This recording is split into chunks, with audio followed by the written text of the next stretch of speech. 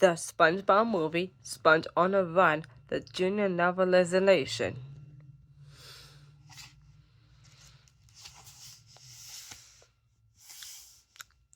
Chapter 7. Oh, good. The road had been blown. A burst from flame shot across the kitchen. Squidward pulled his china head back through the oil window and fell over the counter. SpongeBob peeked through the window. What did you say, Squidward? Squidward? He looked around, but he couldn't see his coworker. Okay, Squidward, doesn't matter. I'll always be here anyway. Face down on the floor, Squidward muttered. Unfortunately, Mr. Krabs came out of his office humming a happy sailor's chanty to himself. He spotted Squidward lying on the floor. Squidward, stop laughing. There's work to be done around here. The boss threw Mr. Musky over to a shut bell attached to a wall, and yet it scored 3 times. Clang, clang, clang.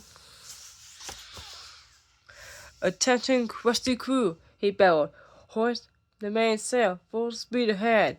Mr. Krabs crossed the front door, flipped the sign from closed to open, and flung the doors open. A huge crowd of hungry customers flocked into the restaurant, tumbling him.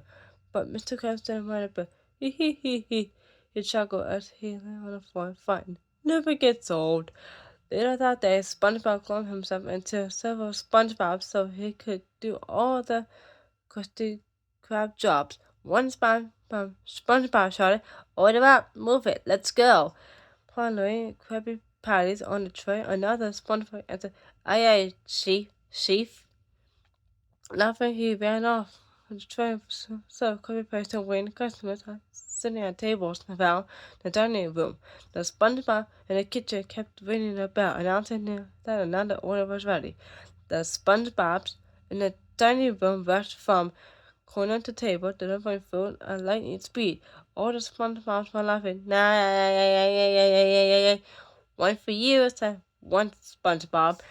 And yet, enjoy your Krabby Patty, said another. Enjoy, said a third. The SpongeBob in the kitchen rang the bell again. Ding, ding, order up. Come on, SpongeBob.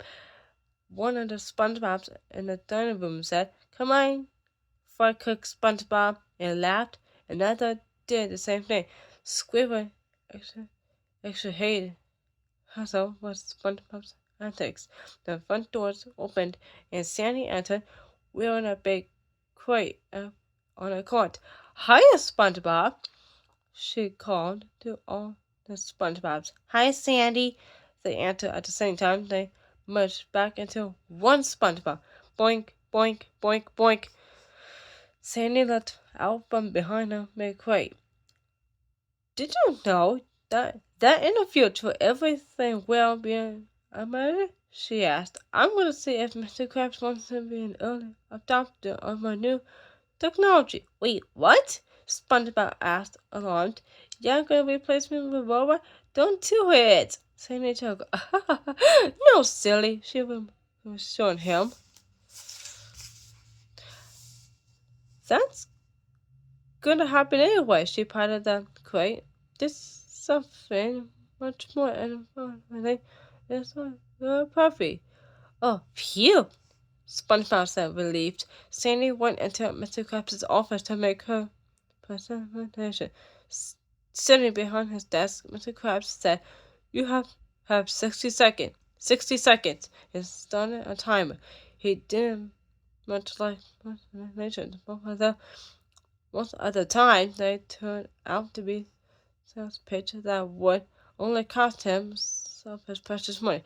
"Their name is Otto," Sandy said, popping open a crate to reveal a robot. The robot. They're an animated restaurant owner. Mr. Krabs seemed ambiguous, but then looked the corner of his face. Automated. Sandy sounds expensive, not interested. But Sandy wasn't going to be put up so easily. She believed in her evaluation. "I don't necessarily require a doctor," she explained, "and they can make cold, heartless decisions. like friendly people because they don't have a heart. Mr. Krabs leaned forward, peering at the robot. You don't say. You're fired, Otto said in a robotic voice. Amazing! Mr. Krabs said, impressed. I love money, Otto said. I love money. Mr. Krabs, overcome with joy, heartfelt emotion, got up and walked around his desk. A cold, unfeeling medical robot after me on cold, unfeeling, my heart. He nodded. Willie, I'll take it and I will love Otto like they was me own son. Sandy was thrilled. Yippee! You're not going to regret this, Mr. Krabs. She skipped out of the office, leaving Otto behind. Mr. Krabs hurt the robot. Otto looked at him blankly and said, You're fired. I couldn't listen to that all day. Mr. Krabs said, laughing. Well, Mr. Krabs stood there laughing. Otto moved behind the desk and sat in the boss's chair.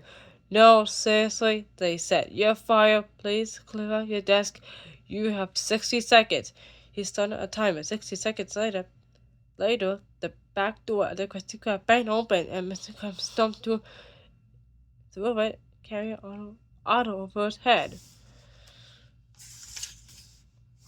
No, you're fired, Mr. Krabs shouted. No, you're fired, Otto replied calmly. You're fired, you're in the machine, Mr. Krabs insisted. No, you're fired, Otto replied in the same measured voice. Mr. Krabs tossed Otto up and booted them with his foot, launching the robot into the air and across the street. Whump! Otto landed in a trim bucket trash bin. Brushing his hands clean and giving a satisfied grunt, Mr. Krabs turned and went back into his restaurant to resume his duties as the proud non-fire boss and owner of the Krusty Krab. Inside the Krusty Krab, Plankton's computer wife Karen turned from the television to see what had caused the loud noise. Rolling on her wheels, she went out the door into the back alley. She was alarmed to see Otto, a feather machine, discarded in the trash bin. She moved closer. Otto's mythical arms reached toward her, hard footed across Karen's screen.